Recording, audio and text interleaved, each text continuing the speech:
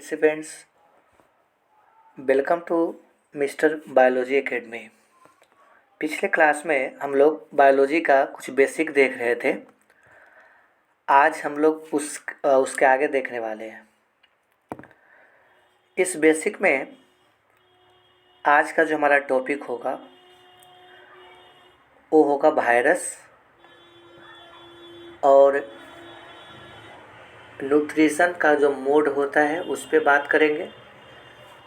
और इसके अलावा हम लोग बात करेंगे कौन सा लिविंग ऑर्गेनिजम्स कहाँ रहते हैं और उस पार्टिकुलर हैबिटाट्स को क्या बोलते हैं। ठीक है, चलिए तो आज हम लोग स्टार्ट कर रहे हैं second class introduction of biology का, जिसमें हम लोग अभी पढ़ेंगे वायरस के बारे में। क्वेश्चन है कि वायरस क्या है, व्हाट इज वायरस। देखिए, वायरस को समझाने से पहले हम आपको बता दें कि इस धरती पे, इस दुनिया में दो तरह का चीज़ है। एक हमारा लिविंग है और दूसरा नॉन लिविंग है। और लिविंग और नॉन लिविंग में डिफरेंस हम लोग पढ़ चुके हैं। तो वायरस एक वैसा न्यूक्लियर प्रोटीन का पार्टिकल है जिसको हम लोग लिविंग भी कहते हैं और नॉन लिविंग भी कहते हैं। अर्थात हम लोग कह सकते हैं कि वायरस हमारा इंटरमीडिएट होता है, कनेक्टिंग लिंक होता है किसके बीच का, तो लिविंग और नॉन लिविंग के बीच का। क्योंकि वायरस लिविंग का भी कैरेक्टर को शो करता है और नॉन लिविंग के कैरेक्टर को भी शो करता है। ठीक है, तो हम लोग स्टार्ट कर रहे हैं वायरस। तो वायरस में वो कौन सा ऐसा कैरेक्टर है जो लिविंग होगा और कौन सा ऐसा कैरेक्टर है जो नॉन लिविंग होगा। ठीक है, तो चलिए हम लोग सबसे पहले देखते हैं कि वायरस का लिविंग कैरेक्टर कौन सा है। तो डियर स्टूडेंट्स, वायरस में जेनेटिक मटेरियल जिसको हम लोग क्या बोलते थे, न्यूक्लिक एसिड, आपको बताए थे ना। जेनेटिक मटेरियल कौन सा होता है, न्यूक्लिक एसिड। और न्यूक्लिक एसिड रिप्रेजेंट किसको करता है, डीएनए और आरएनए को। तो वायरस में जो हमारा जेनेटिक मटेरियल होगा वो जेनेटिक मटेरियल क्या होगा, तो या तो डीएनए होगा नहीं तो आरएनए होगा। याद रखिएगा, वायरस में जेनेटिक मटेरियल कभी भी दोनों नहीं हो सकते हैं, डीएनए आरएनए नहीं हो सकते हैं। या तो डीएनए होंगे नहीं तो आरएनए होंगे। ठीक है, ठीक है जी, क्लियर हो गया इतना। ओके, तो वायरस के पास जेनेटिक मटेरियल का पाया जाना ये हमारा लिविंग कैरेक्टर को दर्शाता है। राइट, नेक्स्ट, वायरस में म्यूटेशन होता है। पिछले क्लास में हम लोग सीखे थे म्यूटेशन क्या होता है।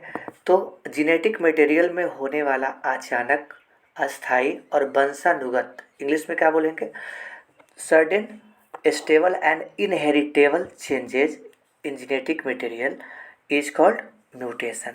तो वायरस क्या कर सकता है, तो म्यूटेशन को शो कर सकता है। क्यों, क्योंकि आप देख रहे हैं वायरस में आनुवांशिक पदार्थ होता है, वायरस में जेनेटिक मटेरियल होता है, डीएनए और आरएनए होता है। तो ऑब्वियस सी बात है कि यहाँ पे आपको म्यूटेशन देखने को मिलेगा। ठीक है, तो वायरस में आप क्या देखने को मिलता है, म्यूटेशन देखने को मिलता है। और म्यूटेशन किस में देखने को मिलता है, तो लिविंग बीइंग्स में, लिविंग का कैरेक्टर्स है। तो ये वायरस का लिविंग कैरेक्टर में हम लोग इसको कंसिडर कर सकते हैं। ठीक है जी, क्लियर हो गया। चलिए आगे हम लोग देखते हैं वायरस में अगला लिविंग कैरेक्टर क्या हो सकता है। वायरस हमारा जो होगा ना वो रिप्रोडक्शन को शो करेगा, यानी वायरस में रिप्रोडक्शन होते हैं। अब रिप्रोडक्शन कहाँ होते हैं, आउटसाइड ऑफ होस्ट बॉडी होते हैं या इनसाइड ऑफ होस्ट बॉडी होते हैं, यहाँ भी एक क्वेश्चन मार्क है।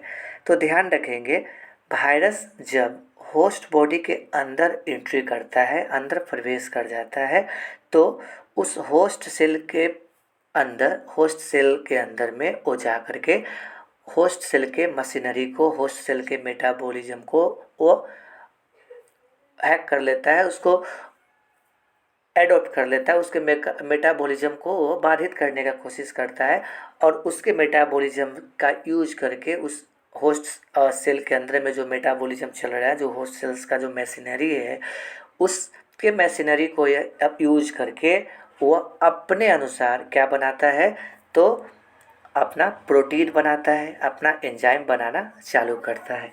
इवन अपनी संख्या को उस होस्ट सेल के अंदर में बढ़ाते रहता है। ठीक है, फॉर एग्जांपल ये वायरस है और ये वायरस एंट्री कर रहा है कि इसके अंदर सपोज करिए, तो ये होस्ट सेल है और जब ये वायरस इस होस्ट सेल के अंदर जाएगा तो इस होस्ट सेल के अंदर में जो यह जेनेटिक मटेरियल है उसका यूज करेगा और उस पर अपना कब्जा जमा लेगा और उस जेनेटिक मटेरियल का के सहायता से उसको यूज करते हुए यह वायरस क्या करेगा, अपना डीएनए, आरएनए, प्रोटीन वगैरह उसके अंदर बनाएगा होस्ट के मशीनरी के माध्यम से और वह ढेर सारा वायरस का यहाँ पे प्रोजेनी जन्म लेगा। अंततः क्या होगा कि यह होस्ट सेल डाई कर जाएगा और वायरस का जो पार्टिकल है वह होस्ट बॉडी से रिलीज हो जाएंगे और ये होस्ट को क्या करना पड़ेगा, मरना पड़ेगा, डेथ हो जाएगा, लाइसिस हो जाएगा इसका।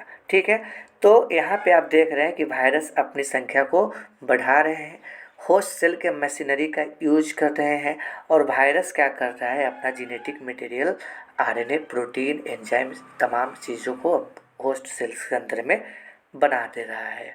ठीक है, तो यहाँ पे वायरस का क्या हो रहा है, रिप्रोडक्शन हो रहा है। कहाँ हो रहा है, होस्ट सेल के अंदर, और यह ऑब्लिगेटली होगा ही होगा। ये क्या है, ऑब्लिगेट चीज़ है कि वायरस का रिप्रोडक्शन एकदम सच है कि वायरस का रिप्रोडक्शन जब भी होगा तो होस्ट बॉडी के अंदर होगा। ठीक है, समझ रहे हैं ना, होस्ट बॉडी के अंदर होगा। इसलिए वायरस को हम लोग ऑब्लिगेट इंट्रासेलुलर पैरासाइट कहते हैं। इंट्रासेलुलर मतलब क्या होता है बाबू, inside the cell, inside the cell. Parasite किसको बोलते हैं, जो होस्ट बॉडी के अंदर, होस्ट सेल के अंदर में निवास करे रहे उसके अंदर में, उसको क्या बोलते हैं, पैरासाइट। ऑब्लिगेट क्यों लगा रहे हैं, क्योंकि इसकी लाचारी है, बेबसी है कि अपना रिप्रोडक्शन करने के लिए वह किसका सहारा लेना पड़ेगा इसको, तो होस्ट सेल, होस्ट ऑर्गेनिज्म का सहारा लेना पड़ेगा। क्लियर, इतना कंसेप्ट समझ में आ गया ना। ठीक है जी, चलिए आगे हम लोग देखते हैं क्या लिखा हुआ है। नेक्स्ट हम बात कर रहे हैं what is where does the reproduction occurs in the virus. यहाँ पे आपको समझना है कि virus can reproduce only inside the specific living host cell. Virus जो होता है वो खास प्रकार के होस्ट सेल के अंदर में अपना रिप्रोडक्शन करता है। हेंस, इसलिए regarding the reproductive virus is obligate intracellular parasite. तो रिप्रोडक्शन के मामले में वायरस कैसा हो गया, तो ऑब्लिगेट इंट्रासेलुलर पैरासाइट। ऑब्लिगेट क्यों, क्योंकि उसकी लाचारी है, क्या करना, रिप्रोडक्शन करना। कहाँ करना है रिप्रोडक्शन, तो सेल के अंदर। जब वायरस सेल के अंदर में एंट्री करता है, होस्ट बॉडी के अंदर में एंट्री करता है, तब वहाँ पे उसका रिप्रोडक्शन का प्रोसेस स्टार्ट होता है। ठीक है, तो ये हमारा क्या था, तो वायरस का लिविंग कैरेक्टर। ठीक है, क्लियर हो गया। तो वायरस का ये हमारा क्या है, लिविंग कैरेक्टर। अब हम लोग को देखना है कि what is the non living character of virus. Okay, चलिए स्टार्ट करते हैं, देखते हैं भाई कि वायरस का नॉन लिविंग कैरेक्टर क्या होता है। वायरस क्या है भाई, तो virus is ultra microscopic and highly infectious, and their body is made up of nuclear protein, that means nucleic acid and protein।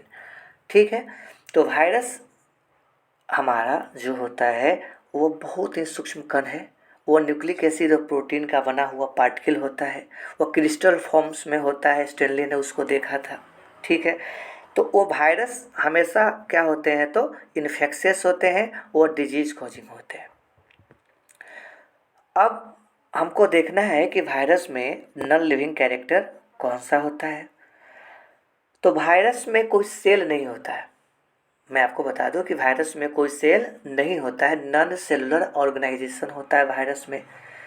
तो भाई साहब, वायरस में जब सेल ही नहीं होता है तो सेल के अंदर में मौजूद प्रोटोप्लाज्म की कल्पना हम लोग कैसे कर सकते हैं, समझ रहे हैं ना। डैट मीन्स वायरस के अंदर कोई सेल ही नहीं होता है, वायरस कोई सेलुलर ऑर्गेनाइजेशन वाला होता ही नहीं है, तो हम लोग समझ सकते हैं कि वायरस क्या है। तो वायरस नॉन सेलुलर पार्टिकल है, और जब सेल ही नहीं है तो उसके अंदर में प्रोटोप्लाज्म नहीं होगा। राइट, क्रिस्टल क्लियर है, कंसेप्ट समझिएगा। ठीक है, तो वायरस क्या है, तो non cellular ultra microscopic highly infectious nucleo proteins particle है। वही यहाँ पे आपको बताया जा रहा है कि वायरस में हमारा प्रोटोप्लाज्म क्या होते हैं, अब्सेंट होते हैं। वायरस में प्रोटोप्लाज्म क्या होते हैं, अब्सेंट, यानी -20 को क्या बोले, अब्सेंट होते हैं। ठीक है, समझ रहे हैं ना। चलिए next, virus have no their own specific enzyme except few enzymes. देखिए भाई, वायरस के अंदर में अपना कोई एंजाइम्स नहीं होता है। कुछ ऐसे भी वायरस होते हैं जिसमें कुछ अपना एंजाइम्स होता है, वो अलग चीज़ है। लेकिन वायरस के अंदर मैं आपको बता दूं कि कोई अपना स्पेसिफिक एंजाइम नहीं पाया जाता है। जब एंजाइम नहीं होता है तो हम लोग कह सकते हैं कि वायरस के अंदर में जो मेटाबॉलिज्म अगर चलेंगे तो वो कैसे चलेंगे। तो भाई जब एंजाइम ही नहीं है तो मेटाबॉलिज्म के चलने का कोई चांस ही नहीं है।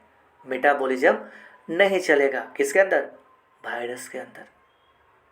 तो वायरस के अंदर कोई अपना मेटाबॉलिज्म एनाबॉलिज्म हम लोग पढ़े हैं ना, वो सब नहीं होता है, क्योंकि इसके पास अपना कोई स्पेसिफिक एंजाइम नहीं होता है। ठीक है, चलिए वायरस क्या करता है, न्यूट्रिशन करता है। हम लोग जैसे भाई खाना पीना खाता है, पेप्सी कोका कोला पीता है क्या, नहीं। वायरस में रेस्पिरेशन होते हैं, नहीं होते हैं ना, तभी तो वायरस को हम लोग क्या बोलते हैं, नॉन लिविंग बोलते हैं। ठीक है, वायरस में न्यूट्रिशन नहीं होता है, वायरस में न्यूट्रिशन नहीं होता है, वायरस में रेस्पिरेशन नहीं होता है, याद रखेंगे इस बात को। ठीक है, चलिए उसके बाद मैं आपको बता दूं कि वायरस को वैज्ञानिकों ने, स्टेनले साहब ने क्या किए थे, उसको क्रिस्टल फॉर्म में, क्रिस्टल जानते हैं ना, रवेदार रूप में, रवा के फॉर्म में उसको ऑब्जर्व किए थे। क्रिस्टलाइन सबस्टांस के रूप में वायरस को पता किए थे, उसको देखे थे। राइट, ठीक है जी, क्लियर हो गया कंसेप्ट। चलिए अब हम यहाँ पे आपको बता देते हैं कि वायरस जो हमारा होगा उसमें अगर लिविंग का कैरेक्टर हम लोग देखें और नॉन लिविंग का कैरेक्टर देखें, तो मैं सबसे पहले लिविंग का आपको बता देता हूँ कि virus inside the living organisms होगा। Virus inside the living organisms होगा बाबू। तो वो किसके जैसे बिहेव करेगा, बताइए, किसके जैसे बिहेव करेगा, लिविंग की तरह बिहेव करेगा ना। होस्ट सेल के अंदर होगा तो लिविंग की तरह बिहेव करेगा, मैंने आपको बताया था, रिप्रोडक्शन करेगा। वही वायरस जब आउटसाइड ऑफ होस्ट सेल रहेगा, जब होस्ट सेल के बाहर रहेगा, तब वो कैसा बिहेव करेगा, बताइए, वो बिहेव करेगा हमारा नॉन लिविंग की तरह। ठीक है, कैसा बिहेव करेगा, नॉन लिविंग की तरह। क्लियर हो गया, ठीक है। चलिए अब हम लोग देखने वाले हैं कि what is the branch of biology, biology का ब्रांच कौन सा है। ठीक है, तो आपको मालूम है कि बायोलॉजी को एक्चुअली तो 3 मेजर ब्रांचेज में बांटा गया है, जूलॉजी, बॉटनी और माइक्रोबायोलॉजी, लेकिन हम यहाँ पे देखने वाले हैं जूलॉजी, बॉटनी। ठीक है, चलिए बायोलॉजी को 2 ब्रांच में यहाँ पे स्पेसिफाई हम कर रहे हैं, एक है जूलॉजी, दूसरा क्या है भाई, बॉटनी। जूलॉजी क्या है, सो आपको मालूम है पहले से, study of animals and their character is called zoology. और बॉटनी क्या है बाबू, वो भी मालूम है, study of plants and their character is called botany. इतना तो आपको मोटा मोटी पहले से आइडिया है। ठीक है, आइडिया है ना भाई। चलिए अब हम लोग को सबसे पहले देखना है कि जूलॉजी क्या है और जूलॉजी वर्ड कैसे बना। जूलॉजी वर्ड किन शब्दों का डेरिवेटिव है। ठीक है, तो मैं आपको बताना चाहता हूँ कि जूलॉजी वर्ड को लिया गया है ग्रीक वर्ड से, जिसको हम लोग क्या बोलते हैं, जून क्या बोलते हैं इसको बाबू बताओ? जून या जुआइन कहते हैं। जून का मतलब जो होता है वो हमारा होता है एनिमल। जून का क्या मतलब होता है? Animal. Zoology is derived from Greek word zoon और जुआइन, और ये किसको रिप्रेजेंट करता है? इसका मतलब क्या होता है? इसका मतलब होता है एनिमल्स। ठीक है, क्लियर? चलिए, study of animals, study of animals, इसी को हम लोग क्या बोलेंगे? जूलॉजी बोलेंगे। स्टडी ऑफ एनिमल को क्या बोलेंगे? जूलॉजी। फादर ऑफ जूलॉजी आपको मालूम है, फादर ऑफ बायोलॉजी कौन थे? अरिस्टोटल। तो फादर ऑफ जूलॉजी भी अरिस्टोटल को ही कहा जाता है, क्योंकि ये अरिस्टोटल साइंटिस्ट जो थे, एक बहुत बड़े फिलोसोफर थे, उनको पूरे लिविंग सिस्टम का तो पूरा का पूरा आइडिया था। और यह एनिमल्स में, एनिमल्स बॉडी पे, एनिमल्स के मामले में, एनिमल्स के मेटाबॉलिज्म, रिप्रोडक्शन, एनिमल्स का बिहेव, नेचर, उस पे सबसे ज़्यादा स्टडी करने वाले वैज्ञानिकों में से एक थे। कौन? अरिस्टोटल, अरस्तु जिनको आप लोग बोलते हैं। तो अरिस्टोटल साहब को हम लोग फादर ऑफ जूलॉजी भी कहते हैं। राइट, क्लियर है ना? चलिए, अब हम लोग बात कर रहे हैं बोटनी का। देखिए भाई, बोटनी को भी लिया गया है ग्रीक वर्ड से। What is the name of Greek word? तो उसको हम लोग बोलते हैं बोस्कीन। क्या बोलते हैं? बोस्कीन। और इस बोस्कीन का अर्थ होता है हमारा ग्रेजिंग। अगर आप ये वर्ड नहीं बोलना चाहते हैं तो आप ये भी बोल सकते हैं कि बोटनी किसका डेरिवेटिव होता है? कौन से वर्ड? ग्रीक वर्ड का, बोटानी का। और बोटानी का भी अर्थ क्या होता है? हर्ब्स होता है।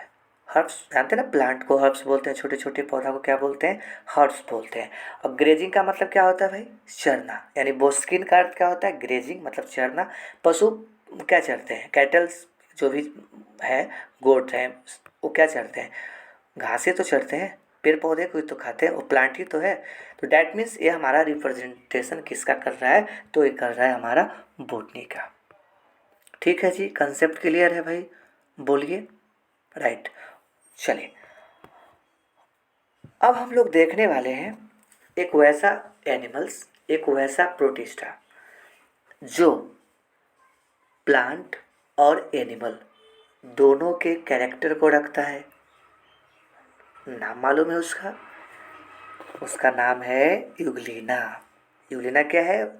तो वैसे ऑर्गेनिजम्स हैं, इसको प्रोटिस्टा के अंतर्गत हम लोग पढ़ेंगे। वैसे ऑर्गेनिजम्स है जो इंटरमीडिएट होता है। किसके बीच का इंटरमीडिएट होता है बाबू? प्लांट और एनिमल के बीच का इंटरमीडिएट होता है। प्लांट और एनिमल के बीच का कनेक्टिंग लिंक होता है कौन? यूग्लिना। कौन होता है? यूग्लिना।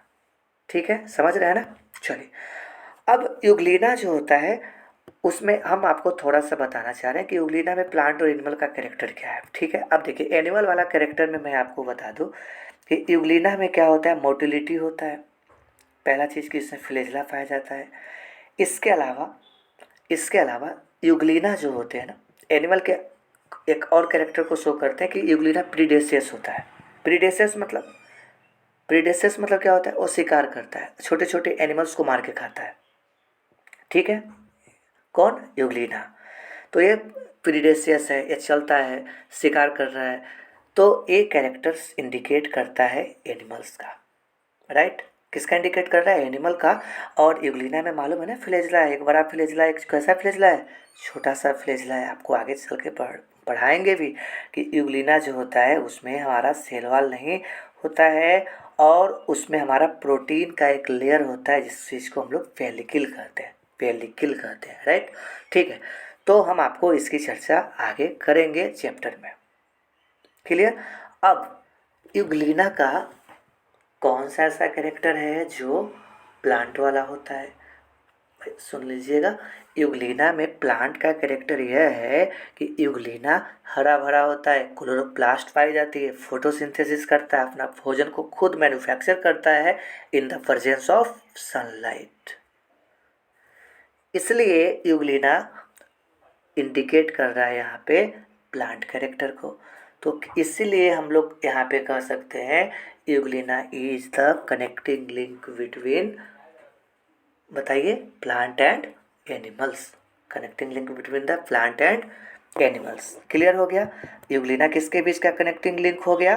तो यूग्लिना कनेक्टिंग लिंक हो गया हमारा प्लांट और एनिमल के बीच का, प्लांट और एनिमल के बीच का कनेक्टिंग लिंक हो गया। ठीक है, चलिए अब हम लोग को देखना है कि इस धरती पे पाए जाने वाले जितने भी ऑर्गेनिजम्स हैं उसमें मेजोरिटी ऑफ ऑर्गेनिजम्स कहाँ रहते हैं।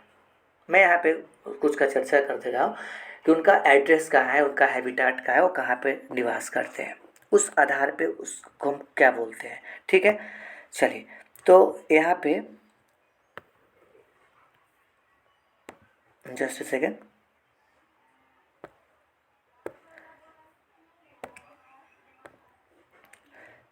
ओके।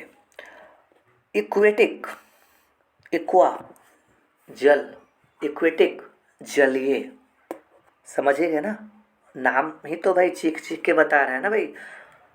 जलीय, जल में रहने वाले एनिमल्स क्या कहलाते हैं? इक्वेटिक कहलाते हैं। Aquatic animals living in water, जो जल में रहेंगे क्या कहलाएंगे? इक्वेटिक। टेरिस्टेरियल, टेरा वर्ड है ना, टेरा, टेरा का मतलब क्या होता है? अस्थल, जमीन। जो जमीन पे रहते हैं उसको क्या बोलते हैं? टेरा वर्ड से ही बना दीजिए ना, क्या बोलेंगे उसको? टेरिस्टेरियल बोल देंगे। क्या बोलिएगा? टेरिस्टेरियल बोल दीजिएगा। ठीक है, और टेरिस्टेरियल एनिमल्स जो होते हैं और हमारा इक्वेटिक एनिमल्स जो होते हैं, इस दोनों को मिला करके एक वर्ड हम लोग बनाने वाले हैं जो दोनों जगह रहते हैं। आप समझ गए होंगे, मैं चर्चा कर रहा हूँ एम्फीबियंस का। एम्फीबियंस जो टेरिस्टेरियल मोड में भी होते हैं और इक्वेटिक मोड में भी होते हैं। अर्थात एम्फीबियंस जो होगा वह कहाँ पे रहेगा? वाटर में, और कहाँ पे रह सकता है? ज़मीन पे रह सकता है। इसीलिए हम लोग एम्फीबियंस को, एम्फीबियंस के एग्जाम्पल में हम बात करें तो कौन सा हो सकता है? मेढक होगा, फ्रॉग होगा ना। तो इसीलिए एम्फीबिया जो हमारा हो गया वो कहाँ पे लाइव करेगा, कहाँ पे लिविंग उसका है? तो वाटर और लैंड, वाटर और लैंड। क्लियर? ओके, चलिए आगे बढ़ते हैं। प्लांट, जिसका एक मैं आपको वर्ड बता देता हूँ, फाइटा। देखिए कहीं भी आपको फाइटा वर्ड का इस्तेमाल किया जाए तो आपको अंदाज़ा लगा लेना है कि वो बात प्लांट की हो रही है। ठीक है। हाइड्रोफाइट, हाइड्रो मतलब जल होता है, फाइट मतलब पौधा होता है, प्लांट होता है। वैसे प्लांट जो कहाँ पे ग्रो कर रहे हैं बाबू, बताइए? जो ग्रो कर रहे हैं जल में, जल में रहने वाले प्लांट, वाटर हाइसिंथ, लोटस, उसको क्या बोलते हैं भाई? हाइड्रोफाइट्स। ठीक है। उसके अलावा हमारा होता है मेजोफाइट्स।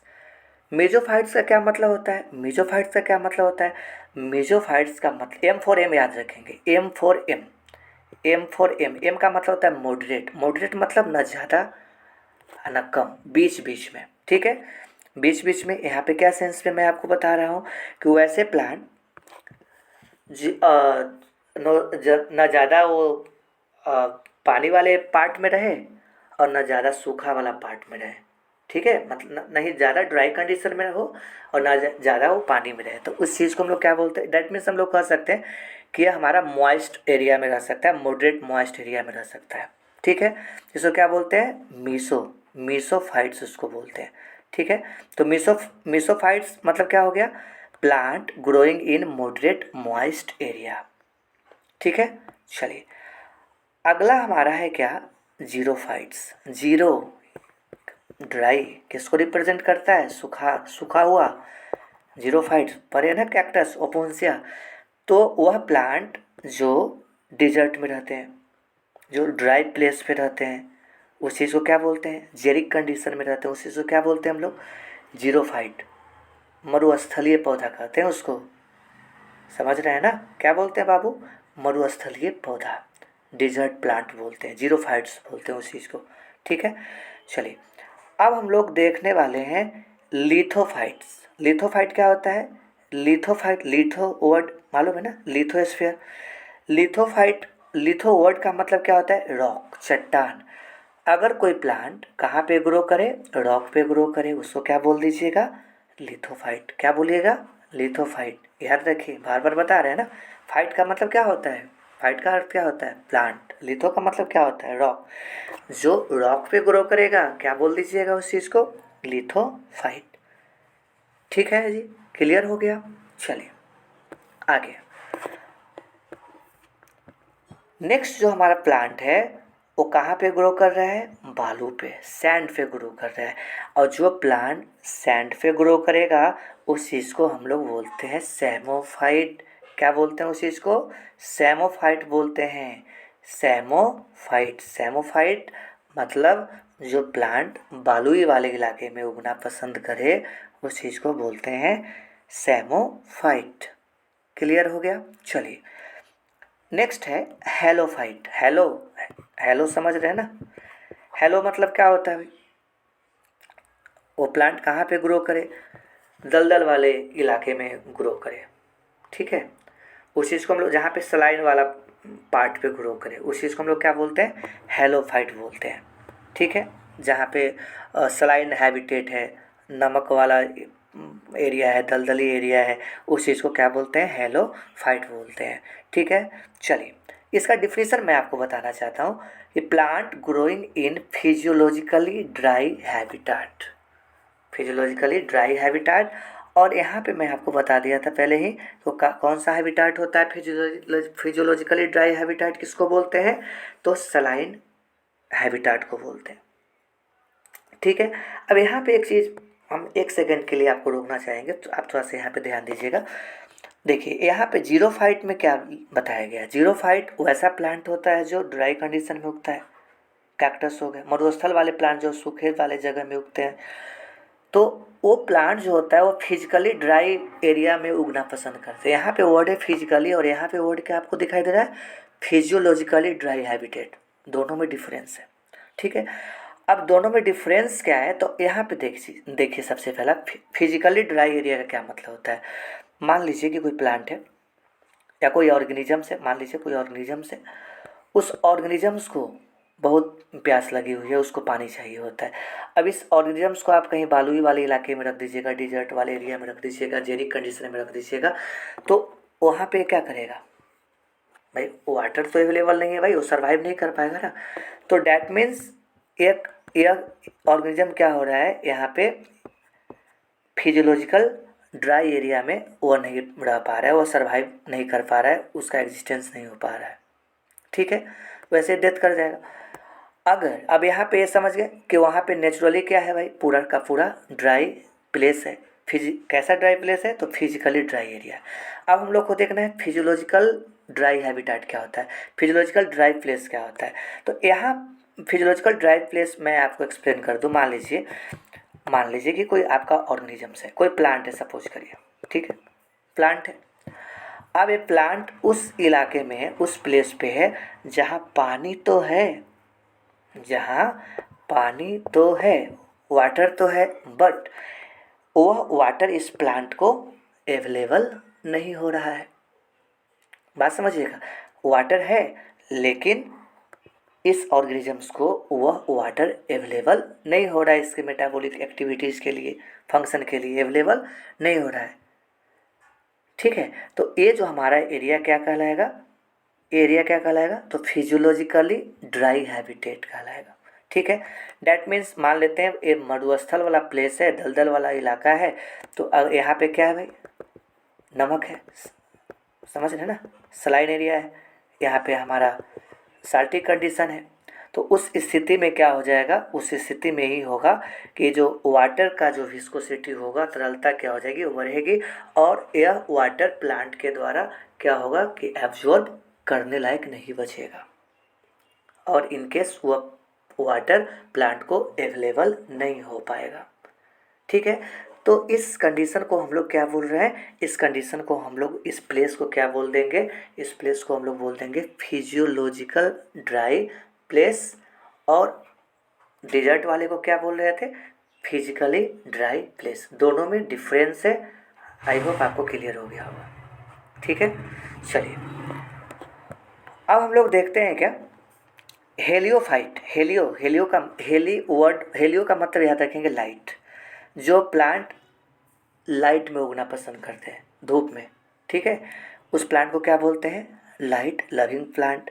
और जो प्लांट छाया में उगना पसंद करते हैं, जो सैड लविंग प्लांट होते हैं, उस प्लांट को हम लोग क्या बोलते हैं, उस प्लांट को हम लोग बोलते हैं एसियोफाइट। क्या बोलते हैं बाबू बताइए, उस प्लांट को हम लोग बोलते हैं एसियोफाइट। ठीक है, तो जो लाइट में उगना पसंद करेंगे उसको हेलियोफाइट कहेंगे, और जो छाया में उगना पसंद करेंगे उस प्लांट को हम लोग क्या बोलेंगे, उस प्लांट को हम लोग बोलेंगे एसियोफाइट। ठीक है, चलिए अब हम लोग देखते हैं थोड़ा सा एनिमल का हैबिटेट क्या है, एनिमल का एड्रेस क्या है, उस पर चर्चा कर रहे हैं। ठीक है, एनिमल में सबसे पहला मैं आपको क्लियर करना चाह रहा हूँ बाबू, सबटेरेनियंस। सबटेरेनियंस क्या होता है, तो वैसा एनिमल्स, वैसा ऑर्गेनिजम्स जो कहाँ पे रहता हो, ग्राउंड सरफेस में रहता हो, यानी बोल सकते हैं बर्रों में बिल बना करके रहेगा, ग्राउंड सरफेस पे रहेगा, उसको हम लोग क्या बोलेंगे, सबटेरेनियन। बोलिए मेरे साथ, याद हो जाएगा, क्या बोलिएगा, सबटेरेनियंस बोलेंगे उसको। ठीक है, समझ गए, कोई दिक्कत नहीं है ना। ओके, चलिए आर्बोरियल, आपको पहले से भी मालूम होगा, पढ़े होंगे, आर्बोरियल जूनियर क्लास में भी लिखा हुआ है भाई। आर्बोरियल जो है ना, जो पेड़ पे रहेगा उस चीज़ को क्या बोलते हैं, आर्बोरियल। जो लिविंग ऑर्गेनिजम्स कहाँ पे रहे, पेड़ पे रहे, उस चीज़ को क्या बोलते हैं, आर्बोरियल। वेराइटी ऑफ इंसेक्ट्स हो गए, स्क्विरल्स हो गए, ये सब क्या है, आर्बोरियल है ना। इसके अलावा हम आपको बताते हैं एरियल। एरियल मतलब हवा में जो उड़ने वाले एनिमल्स होंगे, हवा में उड़ते रहेंगे, उसको क्या बोलेंगे हम लोग, फ्लाइंग एनिमल्स को क्या बोलते हैं, फ्लाइंग एनिमल्स को क्या बोलेंगे, एरियल्स, एरियल्स एनिमल्स बोलेंगे। क्लियर, ठीक है जी, कंसेप्ट क्लियर हो रहा है, समझ गए। एक एक टर्म को याद रखिए, बेसिक चीज़ है। जब ये बेसिक चीज़ आप अच्छे ढंग से समझ जाएंगे तो आपको चैप्टर पढ़ने में प्रॉब्लम नहीं होगा, एक एक चीज़ समझ में है, क्योंकि बायोलॉजी है, टेक्निकल, इसमें बहुत ज़्यादा वर्ड मिलेगा आपको। ठीक है, चलिए एक वर्ड यहाँ पे हम आपको बताते हैं, ट्रोफ। कौन सा वर्ड, ट्रोफ। ट्रोफ का मतलब होता है बाबू न्यूट्रिशन। क्या होता है, न्यूट्रिशन। ट्रोफ वर्ड का मतलब होता है न्यूट्रिशन, इसी से तो बना हुआ है ट्रोफिक। ठीक है, ट्रोफिक, ऑटोट्रोफिक, हेट्रोट्रोफिक, मतलब ट्रोफ वर्ड का मतलब होता है न्यूट्रिशन। यहाँ पे देखेंगे सबसे पहला क्या है, ऑटोट्रोफ। ऑटोट्रोफ, ऑटो, ऑटो पहला वर्ड, इसका मतलब क्या होता है, सेल्फ, ऑटोमेटिक, वो आ जाती है ना, जो खुद चलती रहती है। ठीक है, तो ऑटो मतलब सेल्फ होता है, ट्रोफ मतलब न्यूट्रिशन, जो अपना न्यूट्रिशन सेल्फ करे, भाई अपना खाना खुद बनाएगा ना, उस चीज़ को क्या बोलते हैं, ऑटोट्रोफ। समझिए ना, बहुत बहुत आसान तो है, सिंपल सा, बचपन से रटते आ रहे हैं। जो अपना खाना खुद बना ले उसको हम लोग स्वपोषी बोलते हैं हिंदी में, ऑटोट्रोफ बोलते हैं इंग्लिश में। ठीक है, चलिए तो क्या बताया गया, synthesis their food by themselves, जो अपना खाना खुद बना ले वैसे ऑर्गेनिजम्स क्या कहलाते हैं, ऑटोट्रोफ कहलाते हैं। प्लांट हमारा क्या, जितने भी ग्रीन प्लांट्स होते हैं वो क्या है, ऑटोट्रोफ ही तो है। एल्गी ऑटोट्रोफ ही तो है। ठीक है, चलिए अब ऑटोट्रोफ में हम आपको बताएंगे दो क्लासिफिकेशन, एक बताएंगे कीमो ऑटोट्रोफ, और दूसरा आपको क्या बताएंगे, दूसरा आपको बताएंगे फोटो ऑटोट्रोफ। दूसरा आपको क्या बताएंगे, फोटो ऑटोट्रोफ। सो सबसे पहले आइए हम लोग देखते हैं कीमो ऑटोट्रोफ क्या होता है। बाबू यहाँ पे सबसे पहला वर्ड क्या है, कीमो। कीमो का अर्थ होता है केमिकल, और सेकेंड वाले में क्या लिखा हुआ है, फोटो। पहला वर्ड है तो फोटो का अर्थ क्या होता है, लाइट। ठीक है, तो एक एक करके हम लोग पहले देख लेते हैं। कीमो ऑटोट्रोफ का मतलब होता है जो आप खाना बनाए, फूड को सिंथेसाइज करे, किसके द्वारा सिंथेसाइज करे, तो केमिकल रिएक्शन के द्वारा अपना खाना बनाए। ठीक है, यानी कोई केमिकल्स का इस्तेमाल करे, यानी उसके जो केमिकल का यूटिलाइज करके अपना फूड को सिंथेसाइज करे। ठीक है, या अपने केमिकल को इनगल्फ करे, उससे वो अपने आप को न्यूट्रिशन बनाए रखे, तो उस चीज़ को हम लोग क्या बोलते हैं, कीमो ऑटोट्रोफ। ठीक है, तो जो केमिकल को सिंथेसिस कर रहा है, केमिकल बना रहा है, केमिकल का यूटिलाइज कर रहा है अपने सर्वाइवल के लिए, उस चीज़ को क्या बोलते हैं, कीमो ऑटोट्रोफ। राइट, क्लियर है, कंसेप्ट क्लियर है ना। चलिए भाई, इसका डिफिनेशन मैं आपको बता दूं कि सिंथेसाइज ऑफ फूड किसके द्वारा, बाय कीमो सिंथेसिस या केमिकल रिएक्शन। ठीक है, केमिकल रिएक्शन करे, ठीक है, और अपने खाना को किससे सिंथेसाइज करे, डिफरेंट केमिकल्स का यूटिलाइज करके अपने खाना को बनाए, केमिकल का इस्तेमाल करे, केमिकल का यूज करे, वैसे ऑर्गेनिज्म हमारे कहलाते हैं क्या, कीमोटोट्रोफ। भाई डिफरेंट बैक्टीरिया जो होते हैं ना, प्रोकैरियोट्स जो होते हैं, वो हमारा क्या होता है, कीमोटोट्रोफ ही होता है। ठीक है, तो ऐसे बैक्टीरिया को हम लोग क्या बोलते हैं, कीमोसिंथेटिक बैक्टीरिया बोलते हैं, कीमोसिंथेटिक बैक्टीरिया बोलते हैं। ठीक है जी, समझ में आ गया। चलिए नेक्स्ट हमारा क्या है, फोटोऑटोट्रोफ। बहुत ही आसान है, क्या लिखा हुआ है, synthesis of food by photosynthetic by use of photosynthetic pigment like chlorophyll in the presence of sunlight. आप पढ़े ना फोटोसिंथेसिस, जो ग्रीन प्लांट्स क्या करते हैं, in the presence of light अपना खाना खुद बना दे रहे हैं, उस चीज़ को उस एनिमल को उस ऑर्गेनिजम्स को हम लोग क्या बोलते हैं, उस ऑर्गेनिजम्स को हम लोग क्या बोलते हैं, तो फोटोट्रोफ बोलते हैं। उस प्लांट्स को क्या बोलते हैं, फोटोट्रोफ बोलते हैं। और अपना खाना खुद बना रहा है तो फोटो ऑटोट्रोफ बोल देंगे, ऑटो लगा दीजिए ना, तो क्या बोल दीजिएगा, फोटो ऑटोट्रोफ। ठीक है, तो फोटो ऑटोट्रोफ का मतलब समझ में आ गया, जो फूड को सिंथेसाइज करे, किसके द्वारा, तो फोटोसिंथेसिस प्रोसेस के द्वारा, उसको क्या बोलेंगे, फोटो ऑटोट्रोफ। ठीक है, ग्रीन प्लांट्स वगैरह क्या होते हैं, फोटो ऑटोट्रोफ होते हैं। ठीक है, अगला जो हम लोग का है वो होता है हेट्रोट्रोफ। अगला जो हम लोग का देखना है वो क्या है, हेट्रोट्रोफ। हेट्रो वर्ड का मतलब आपको मालूम है, अदर। हेट्रो मतलब क्या होता है बाबू, अदर। मतलब जो एनिमल्स होते हैं, जितने भी एनिमल्स होते हैं, वो अपने फूड के लिए किस पे निर्भर होते हैं, अदर एनिमल्स और प्लांट पे तो निर्भर है। आप अंडा के लिए किस पे निर्भर होते हैं, भाई एनिमल्स पे, दाल के लिए प्लांट्स पे, सोयाबीन के लिए प्लांट्स पे, राइस के लिए प्लांट्स पे निर्भर होते हैं ना। आप हेट्रोट्रोफ है, हम भी सब लोग क्या है, हम लोग एनिमल्स हैं जितने भी, वो सब क्या हेट्रोट्रोफ्स हैं, क्योंकि अपने न्यूट्रिशन के लिए वो निर्भर करते हैं किस पे, प्लांट और एनिमल पे, प्लांट और एनिमल्स पे। तो उसको क्या बोल देंगे, हेट्रोट्रोफ। मतलब जो न्यूट्रिशन के लिए किसी अदर एनिमल्स और प्लांट्स पे निर्भर करे, उस वैसे एनिमल्स को हम लोग क्या बोलते हैं, हेट्रोट्रोफ बोलते हैं।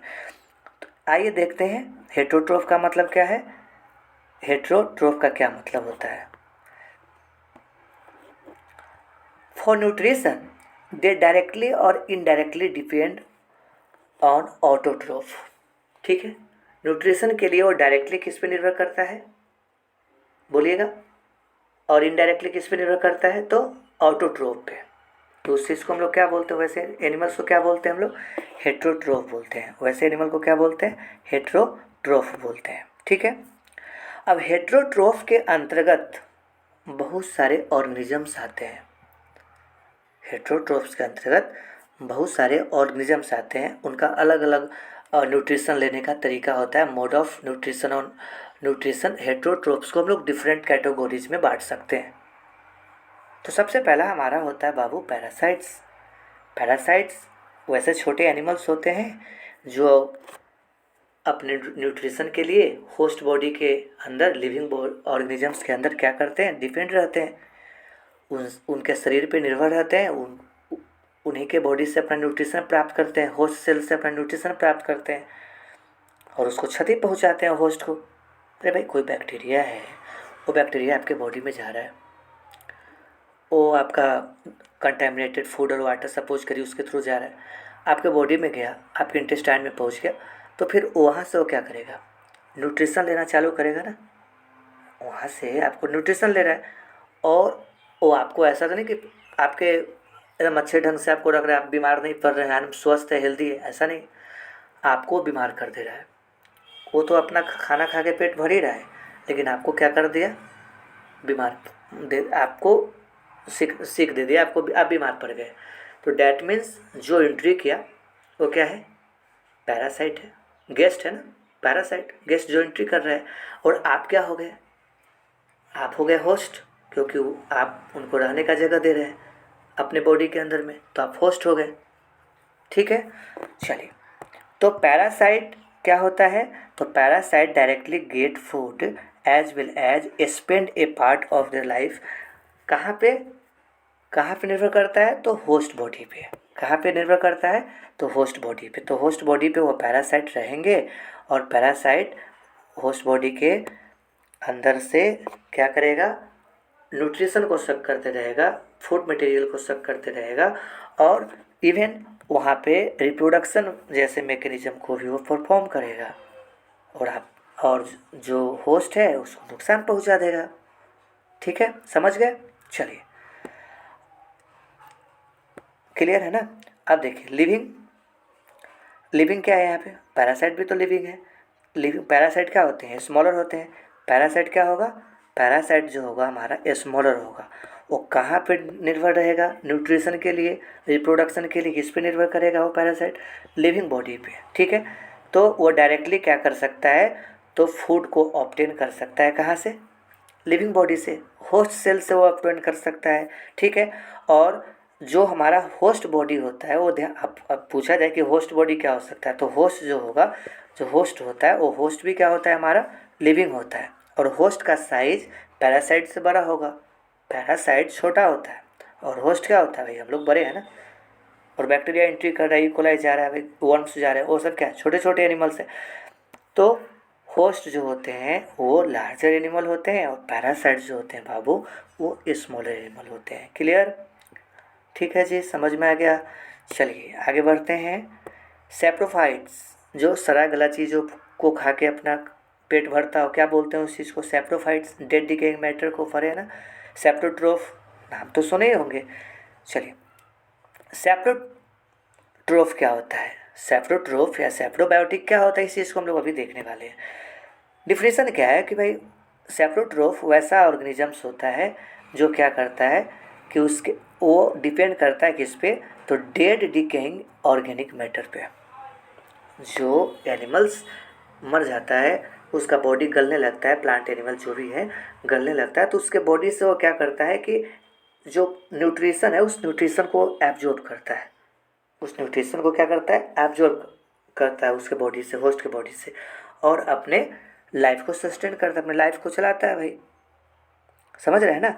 तो जो सड़े गले चीज़ों से अपना न्यूट्रिशन ले, अपने लाइफ को चलाए, उससे अपना पेट भरे, उस ऑर्गेनिजम्स को हम लोग क्या बोलते हैं? सेप्रोबायोटिक या सेप्रोट्रोफ कहते हैं। ठीक है, जैसे हमारा बैक्टीरिया हो गया, फंगी हो गया, ये सब क्या है? सेप्रोफाइटिक न्यूट्रिशन तो इंस्टॉल कर रहा है, सेप्रोट्रोफी तो है। अरे भाई मान लेते हैं ये सड़ा गला एनिमल्स है, देखिए ये सड़ा गला एनिमल्स है, मान लीजिए। अब एक बैक्टीरिया यहाँ पे आया या फंगी आया, वो अपने बॉडी से क्या करेगा? एंजाइम निकालेगा, डाइजेस्टिव एंजाइम निकालेगा, तभी तो इसको क्या करेगा? छोटे छोटे मॉलिक्यूल्स में तोड़ देगा। और मॉलिक्यूल्स जब सिंपलर फॉर्म में आ जाएंगे तो फिर उसको एब्जॉर्ब कर लेगा, उस मॉलिक्यूल को क्या कर लेगा? एब्जॉर्ब कर लेगा और खा लेगा और अपना लाइफ को मेंटेन रखेगा। समझ रहे हैं ना? तो इस प्रकार का जो ऑर्गेनिजम्स होते हैं जो डेड डिकेइंग पे निर्भर कर रहे होते हैं न्यूट्रिशन के लिए, तो उस ऑर्गेनिजम्स को क्या बोलते हैं मेरे दोस्त? उस ऑर्गेनिजम्स को बोलते हैं हम लोग सेप्रोट्रोफ या सेप्रोबायोटिक। आई होप आपको क्लियर हो गया होगा। ठीक है, चलिए अब इस चीज़ को हम आपको लाइन डायग्राम से बता देते हैं क्या है। देखिए, सेप्रोबायोटिक जो होता है वो भी क्या होता है? हमारा लिविंग। सेप्रोबायोटिक क्या होता है बताइए? लिविंग होता है। और वह सेप्रोबायोटिक या सेप्रोट्रोफ क्या सिक्रीट करता है? Secrete digestive enzymes. क्या सिक्रीट करता है? डाइजेस्टिव एंजाइम्स को सिक्रीट करता है। और वह डाइजेस्टिव एंजाइम्स क्या करता है? डेड डिकेइंग ऑर्गेनिक मैटर को ब्रेक डाउन करता है। क्या करता है? डेड डिकेइंग ऑर्गेनिक मैटर को, dead decaying plants animal body को वो क्या करता है? ब्रेक डाउन करता है, उसको छोटे छोटे अणुओं में तोड़ देता है, मॉलिक्यूल्स में तोड़ देता है।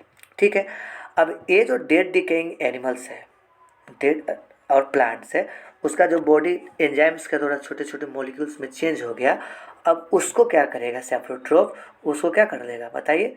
उसको एब्जॉर्ब करेगा। भाई उसको खाएगा ही ना, उसको क्या करेगा? एब्जॉर्ब कर लेगा। यहाँ पे क्या लिखा हुआ है? Absorption of digested food. ये जो हमारा ब्रेक डाउन हो गया, डेड डिकेइंग ऑर्गेनिक मैटर जो टूट गया, उस चीज़ को न्यूट्रिशन के रूप में क्या करेगा? एब्जॉर्ब कर लेगा। ठीक है, तो ये हमारा काम किसका रहा? तो सेप्रोट्रोफ का। ठीक है, तो सेप्रोट्रोफ में ध्यान रखिएगा कि उसमें जो डाइजेशन होता है, सेप्रोट्रोफ में डाइजेशन जो होता है वो कहाँ पे होता है? बोलिए। उसमें जो डाइजेशन होगा वो कहाँ पे होगा, तो डाइजेशन जो होगा वो होगा digestion outside of body. Digestion कहाँ पे हो रहा है, इस डेट्राइटस का आउटसाइड ऑफ द बॉडी हो रहा है। डेट्राइटस, डेड डिकेइंग मैटर को क्या बोलते हैं, डेट्राइटस बोलते हैं ना। डेड डिकेइंग मैटर को क्या बोलते हैं, डेट्राइटस। भाई एनिमल और प्लांट कहाँ पे सर गए, बाहर ही ना।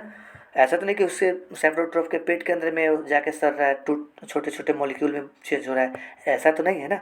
ठीक है, चलिए इतना आपको कॉन्सेप्ट क्लियर हो गया। अगला जो हम लोग का न्यूट्रिशन मोड है वो देखना है होलोजोइक न्यूट्रिशन। होलोजोइक न्यूट्रिशन हम लोग में है, होलोजोइक न्यूट्रिशन है। इस चीज़ को हम लोग क्या बोलते हैं, it is animal mode of nutrition. इसी को क्या बोलते हैं, एनिमल मोड ऑफ न्यूट्रिशन। तो एनिमल मोड ऑफ न्यूट्रिशन या होलोजोइक न्यूट्रिशन में क्या होता है बाबू बताइए। इसमें कुछ स्टेप्स होते हैं, जैसे ingestion, digestion, absorption of digested food, assimilation of absorb food, ठीक है, एंड अल्टीमेटली लास्टली क्या होता है हमारा, इजेशन होता है। अब इसको वन बाय वन समझने का कोशिश करते हैं। होलोजोइक न्यूट्रिशन का जो हमारा 5 स्टेप है, इसमें सबसे पहला स्टेप क्या होता है, इनजेशन, मतलब खाना खाते हैं हम लोग, इनटेक ऑफ फूड, ठीक है ना। वो फूड हमारा सॉलिड हो सकता है और नहीं तो क्या हो सकता है, लिक्विड हो सकता है। सॉलिड खा सकते हैं, भाई समोसा खा रहे हैं, चावल खा रहे हैं, रोटी खा रहे हैं, लिक्विड कोको कोला पी रहे हैं, पेप्सी पी रहे हैं ना, अरे पानी भी पी रहे हैं, मैं ये नहीं बोल रहा हूँ, ठीक है।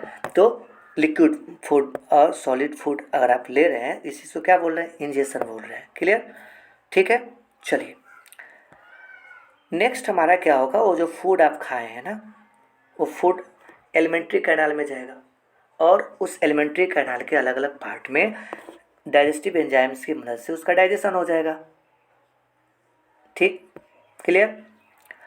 थर्ड स्टेप हमारा क्या हो जाएगा, उस डाइजेस्टेड फूड मटेरियल का एब्जॉर्प्शन होगा, वो ब्लड स्ट्रीम में चले जाएंगे, ब्लड फ्लो में चले जाएंगे एब्जॉर्ब होने के बाद।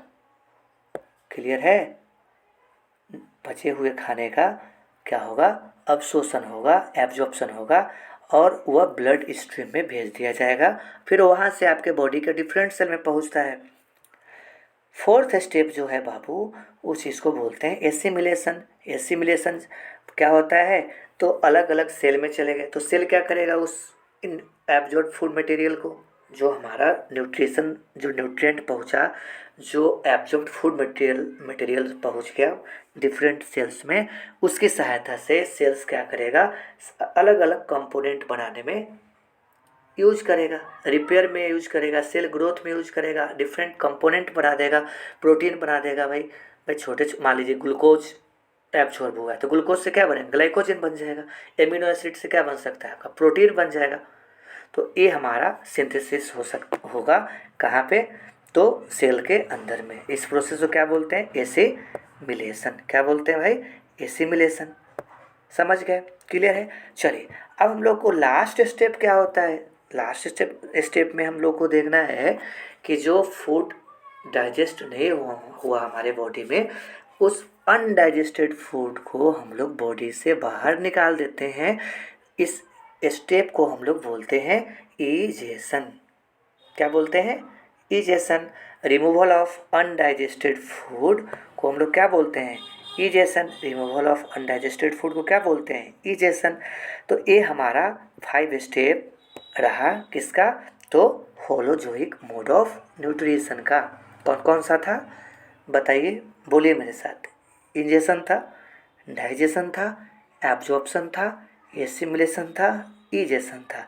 इंजेशन खाना खाना, डाइजेशन उस खाना का पाचन होना, एब्जॉर्प्शन बचे हुए जो भोजन है उसको आपको स्मॉल इंटेस्टाइन से एब्जॉर्ब होना, एसिमिलेशन एब्जॉर्ब होने के बाद जो न्यूट्रिएंट जो पहुंच गया सेल्स में, उस सेल्स के द्वारा उसका यूटिलाइज करना डिफरेंट कंपोनेंट बनाने में, और फाइनली हमारा क्या रहा, इजेशन, जो अनवांटेड वेस्ट को बॉडी से बाहर निकालना।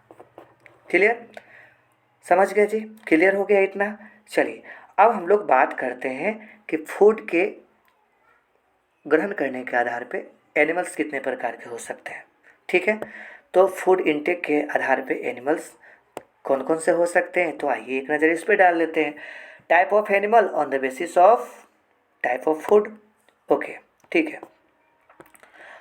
देखिएगा, सबसे पहला जो आप लोग बचपन से जानते हैं, शाकाहारी हर्बीवोरस, जो भाई किसको खाता है, हरे पेड़ पौधा को खाता है ना, ग्रीन चीज़ को खाता है हर्बीवोरस। आप डॉग को घास थोड़ी ना खिला देंगे, डॉग को आप तो घास नहीं खिला सकते हैं ना, क्यों, डॉग को शाकाहारी में रखने का इंटेंशन है क्या? भाई डॉग जो है कार्निवोर होता है, जो ग्रीन चीज़ को, जो पेड़ पौधे को खाते हैं ना, उसी को हम लोग हर्बीवोरस बोलते हैं।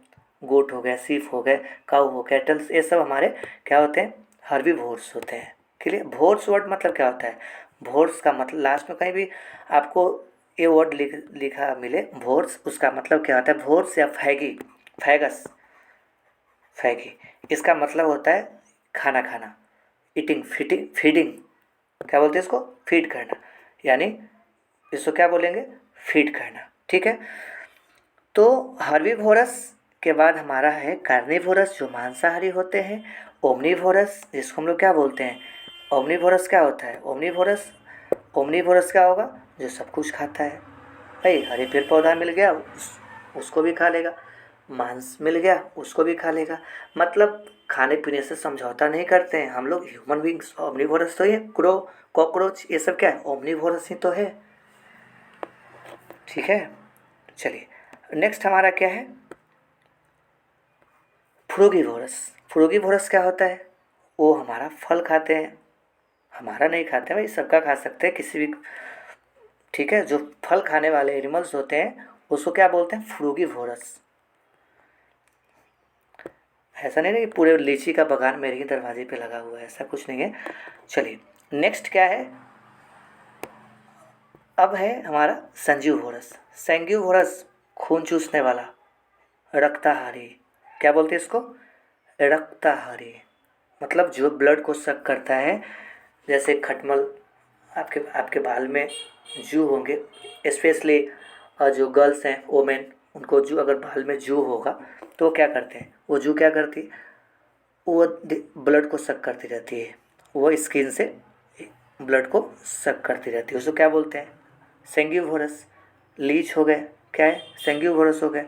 क्लियर? चलिए, और जो किसको खाते हैं बताइए, इंसेक्ट को, फीडिंग ऑन इंसेक्ट, दिमाग लगाइए जरा, कौन सा ऐसा प्लांट है जो इंसेक्टिवोरस है, निफेंथिस फरे है ना, निफेंथिस खांसियाना, वो कैसा प्लांट है, पीचर प्लांट, भाई नाम सुने हैं ना, वो कैसे प्लांट होते हैं, इंसेक्टिवोरस प्लांट होते हैं। वो वो प्लांट अपने बॉडी के अंदर नाइट्रोजन या न्यूट्रिएंट्स को मेंटेन करने के लिए वो इंसेक्ट को क्या करते हैं, पकड़ते हैं, उसको डाइजेस्ट करते हैं, उससे न्यूट्रिशन को, न्यूट्रिएंट को क्या करते हैं, एब्जॉर्ब कर लेते हैं। तो उस प्लांट को क्या बोलते हैं, इंसेक्टिवोरस प्लांट। क्या बोलते हैं भाई, इंसेक्टिवोरस प्लांट। ठीक है जी, समझ गए। चलिए, तो आई होप आपको पूरा अच्छे ढंग से क्लियर हो गया होगा, ठीक है ना। तो नेक्स्ट हम लोग देखते हैं आगे क्या लिखा हुआ है।